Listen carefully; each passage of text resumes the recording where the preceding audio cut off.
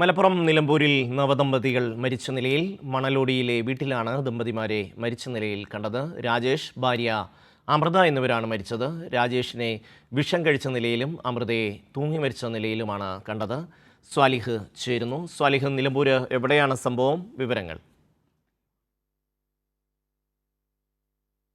സംഭവം 10 മണിയോടെയാണ് ഇവരുടെ മൃതദേഹം കണ്ടെത്തുന്നത്. ഇവർ രണ്ടുപേരും ഈ അടുത്ത് വിവാഹിതരായവരാണ്. ഇവർ വീട്ടിൽ നിന്ന് മാറി താമസിക്കുകയായിരുന്നു. അയൽ വീട്ടുകാരാണ് ഈ മൃതദേഹം കണ്ടതായി ബന്ധുക്കളെയൊക്കെ അറിയിക്കുന്നത്. മൃതദേഹം ഇപ്പോൾ നിലമ്പൂർ ജില്ലാ ആശുപത്രിയിലേക്ക് മാറ്റിയിട്ടുണ്ട്, പോസ്റ്റ്മോർട്ടത്തിനായി കൊണ്ടുവന്നിട്ടുണ്ട്. രാജേഷിനെ വിഷം കഴിച്ച നിലയിലും അമൃതയെ തൂങ്ങി മരിച്ച നിലയിലുമാണ് കണ്ടെത്തിയത്. എന്താണ് ഇതിന് ഒരു കാരണം, മരണത്തിന് എന്താണ്, ആത്മഹത്യക്ക് എന്താണ് കാരണം എന്നത് സംബന്ധിച്ച വ്യക്തത ഇല്ല. ഷമി, സ്വാലിഹ്, എന്തോ പ്രായമുണ്ടോ ഇവർക്ക്?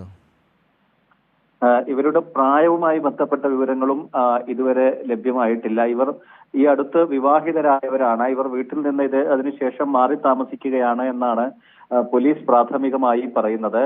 നിലമ്പൂർ പോലീസാണ് ഇൻക്വസ്റ്റ് നടപടികൾ പൂർത്തിയാക്കിയിട്ടുള്ളത്.